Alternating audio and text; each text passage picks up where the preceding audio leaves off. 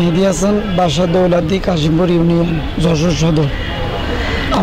আমার আব্বু কাল রাত 10টার সময় আমরা সকল পরিবারের একসাথে খাওয়া দাওয়া করার পরে আমার আব্বু নিজের রুমে যায়।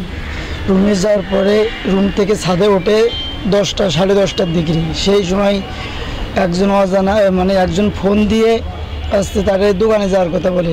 তিনি দোকানে যায়, দোকানে যেয়ে কিছু টাইম বসে চা সিগারেট বা চা পানি খেয়ে বাসার দিকে রওনা দিয়ে আসার সময় কিছু লোক তার উপরে নৃশংসভাবে কুপিয়ে হত্যা করেছে। কে বা কারা, আমি তাদেরকে কারোরে চিনি না, কিন্তু যারাই করে থাকুক না কেন তাদের বিষয়ে কঠিনভাবে সন্দেহ শাস্তি চাই।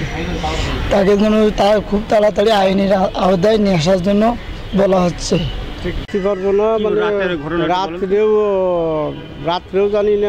আমি সকালবেলায় যখন মাইকি বললো যে রিজাল তরফদার মারা গেছে আমাদের বাড়িতে 50-60 গজ দূরে, তখন সকালবেলায় রাত্রি যখন মার্ডার হয়েছে তখন লোকজনে টের পেয়ে নিয়ে গেছে পুলিশে। সকালবেলা আমরা বাড়ি গেলাম, বাড়ির থেকে হাসপাতালে এসে এইটুকু। মানুষ কম বেশ থাকতেই পারে। ও যদি না আপনার পরিকল্পিত মেলা দিন দীর্ঘদিন ওর মারাটা এই প্ল্যানেই মেরেছে। এখানে আমলিগ বিএমপির কোনো কথা নাই, এখানে মেরেছে ওর পূর্ব শত্রুতাই ধরেই মেরেছে। তাছাড়া আমরা তো কোনো কোনো পাচ্ছি না।